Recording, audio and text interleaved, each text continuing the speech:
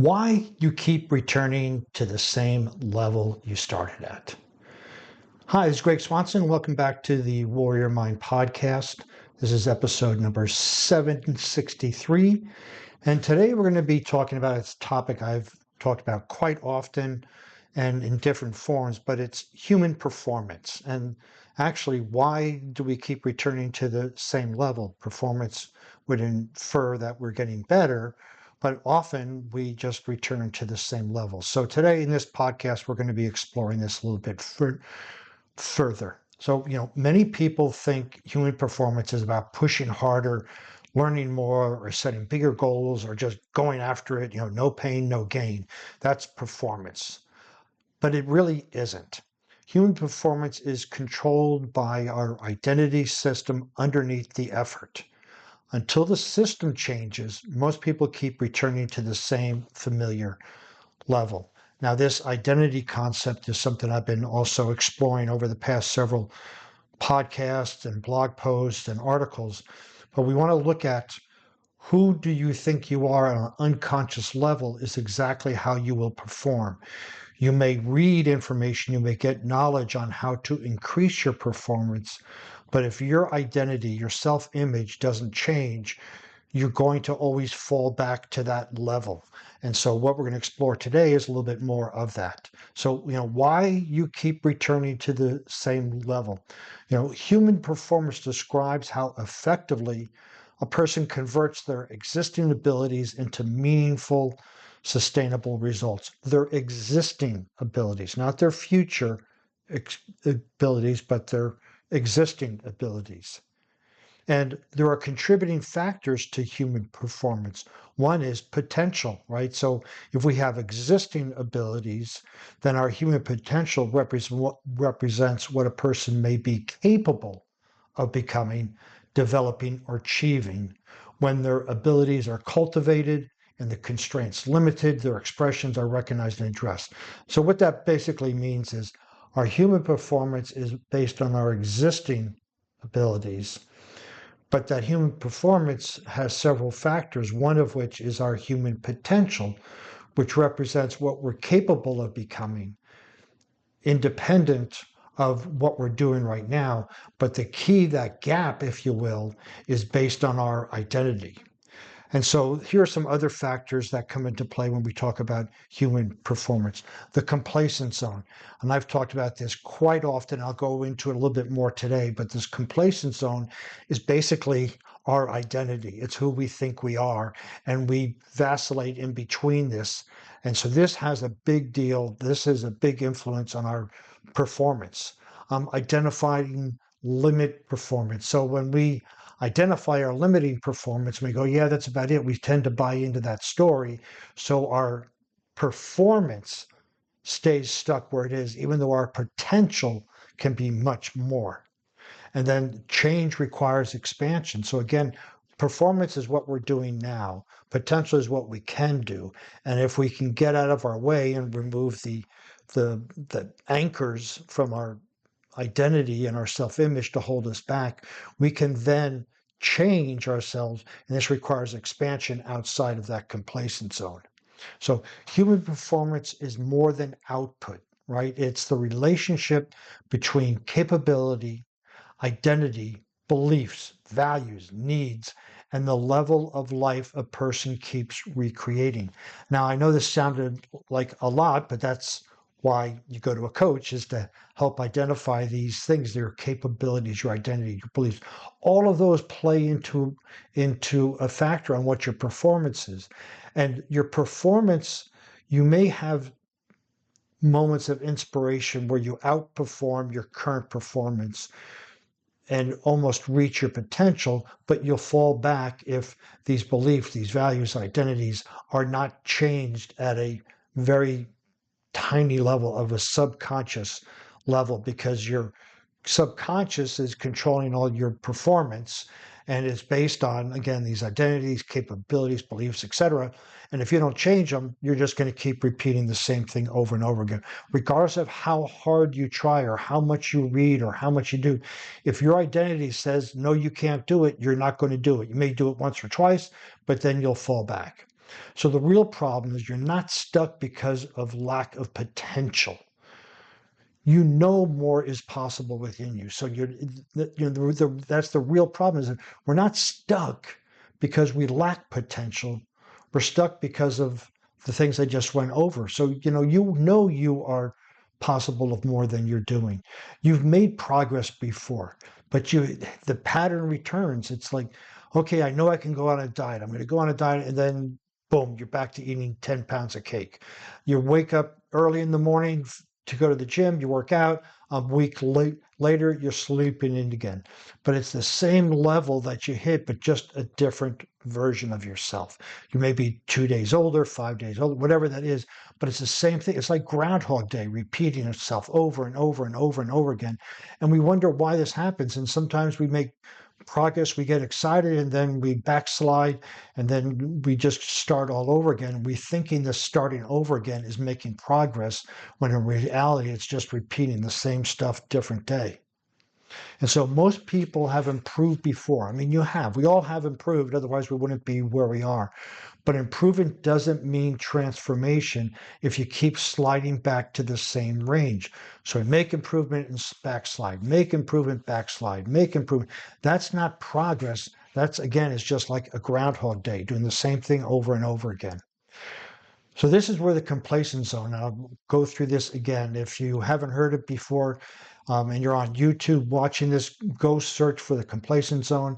I've done a couple of episodes on it. It's so powerful when you completely understand how this rules your life. So this complacent zone is the range you keep living inside of, right? So there's this mental floor of resistance, and there's this mental ceiling of the mental floor of support and the mental ceiling of resistance. And we keep getting familiar results in it. You could look at it as two horizontal lines, and in between is where you're going. You go to your support, and you go to your resistance. But it's predictable patterns. You can see the patterns over and over and over again, because you're going from your support to your resistance, back down. So the complacent zone is that familiar operating range between the mental line of support and the mental line of resistance. Support's on the bottom, resistance on the top. And this is where most people mistake movement for change. For example, let's say your mental line of support is, I'm not going to get any heavier than 200 pounds. You hit 200 pounds, you start making change, you're doing great. And then your mental line of resistance is 180 pounds. So you go from 200 down to 180, you go, great, but you can't break through that. That's your mental line of resistance. And so then unconsciously you start having that one cupcake, you start sleeping in a little bit later, and then your weight goes up to 200 and you go, nope, I got to get back into shape. And it keeps going back and forth, just like a zigzag pattern. And this happens in all of our areas of life.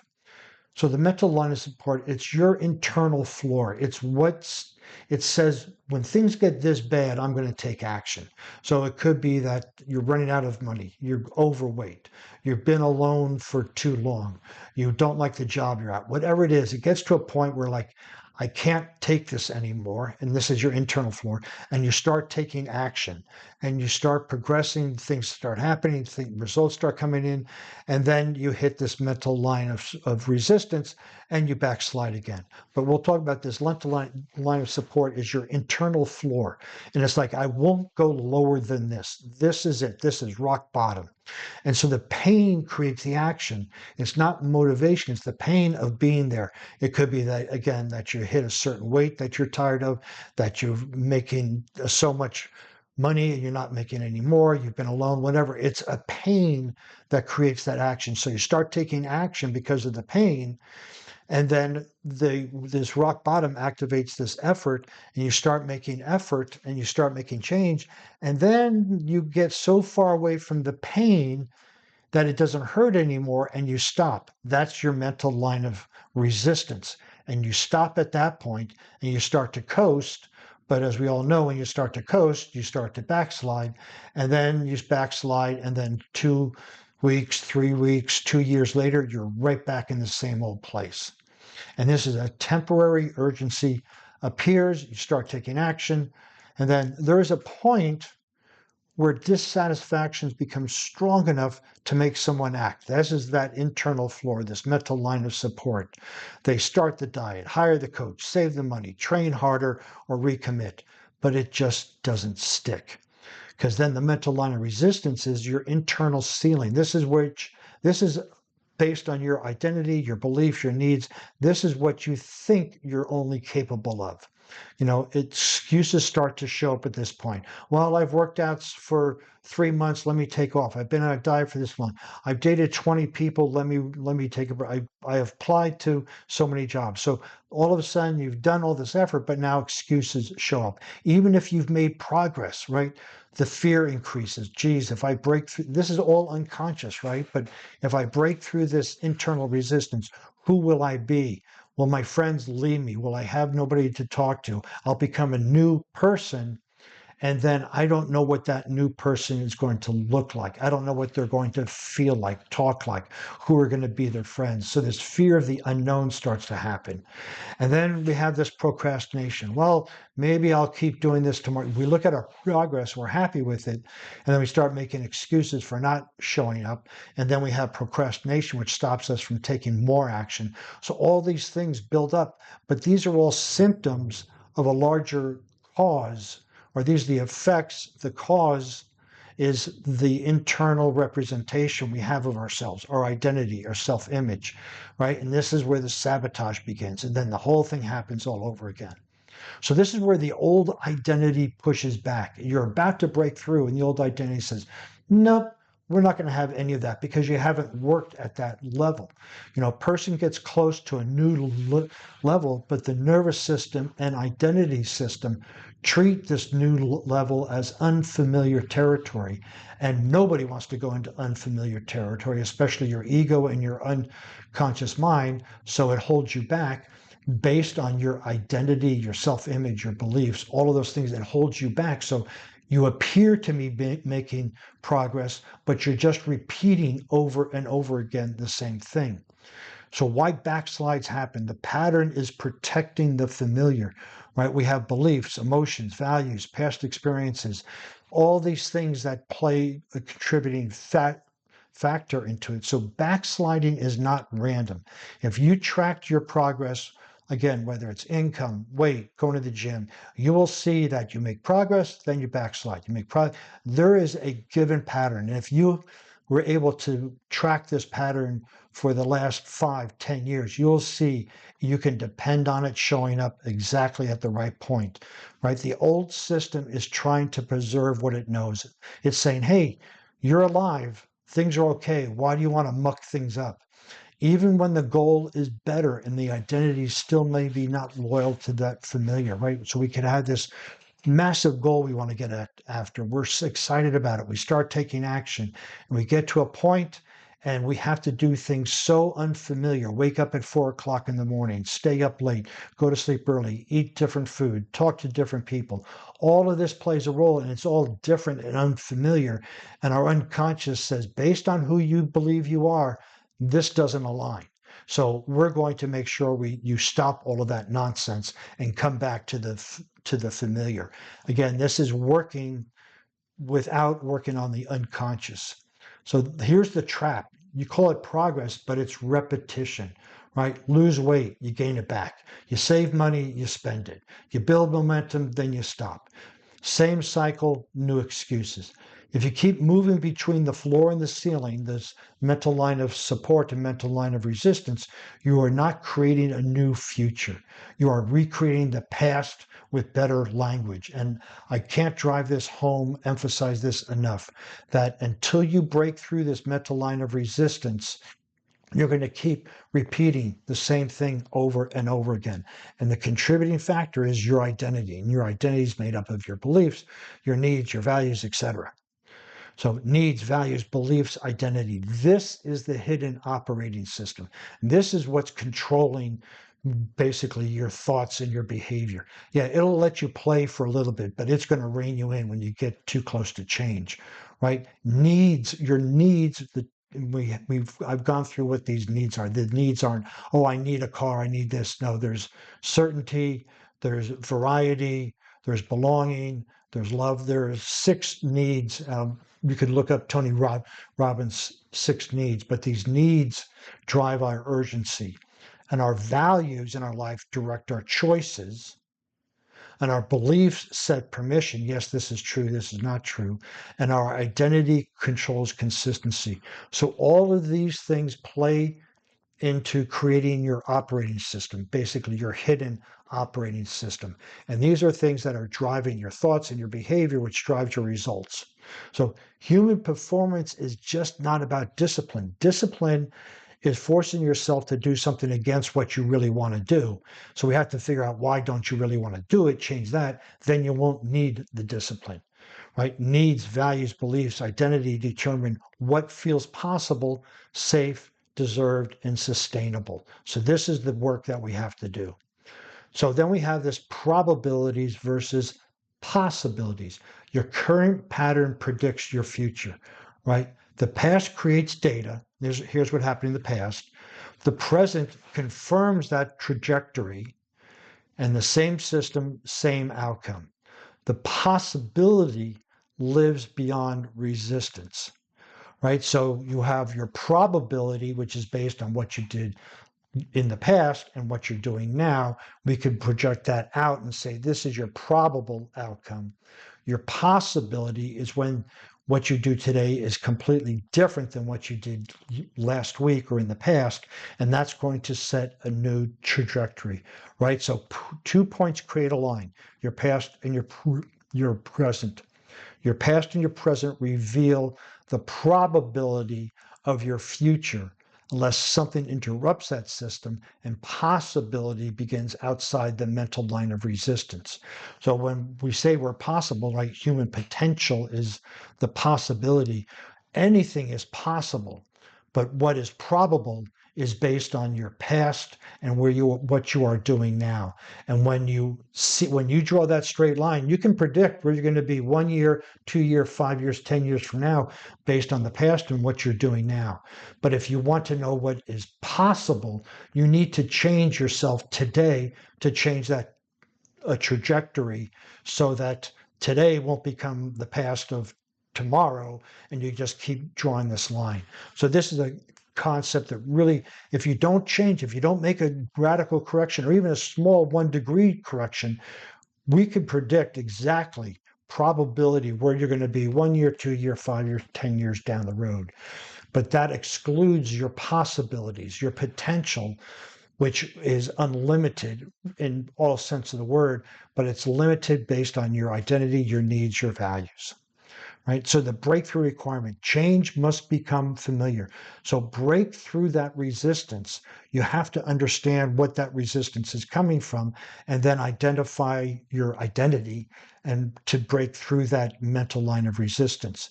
And you want to stay there long enough above it. So we can break through it and come back down, break through it, come back down. But we want to break through and stay to that mental line of resistance, so the new ceiling becomes your floor.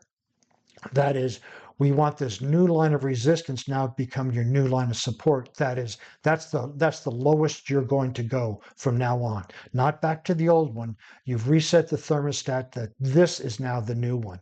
And this is where your identity expands, when you stay above that mental line of resistance, so it becomes your mental line of support.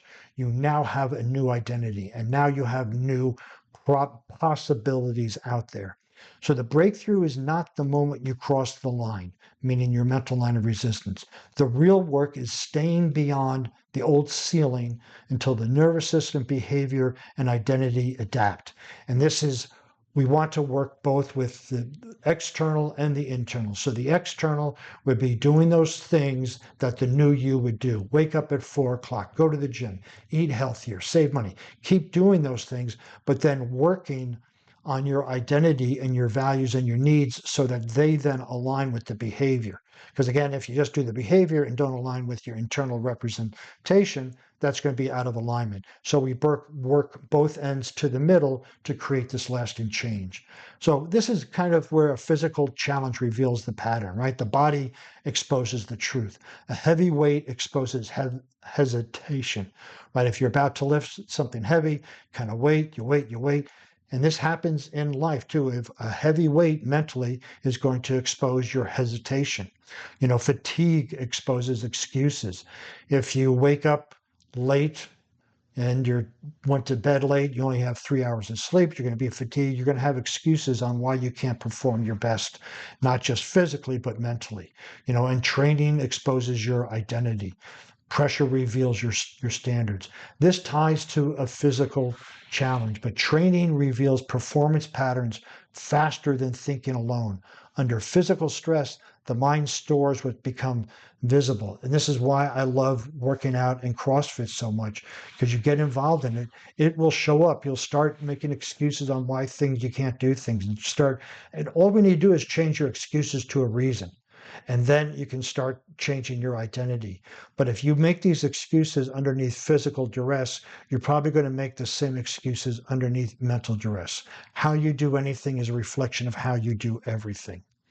And so here we want to do is expand that system. We want to rebuild alignment across our physical, our mental, our emotional, and our meaningful purpose. We want to build alignment around that so that we can expand, right? Human performance changes when a man expands the identity system controlling his results. And I put together a framework, if you will, called the Resilient Man Framework, and it helps identify the hidden limits and rebuild performance from the inside out. You can find this in the description below if this is YouTube, or you can find this on my website where this podcast is also hosted. So if you liked this podcast and want to see the show notes on it, you can go to warriormindcoach.com, where you can download that report and find more useful information. And while you're over there, you can request a power strategy call as well. And since you'll be on the internet, please follow me on LinkedIn, Facebook, Pinterest, and Instagram, all under Warrior Mind Coach.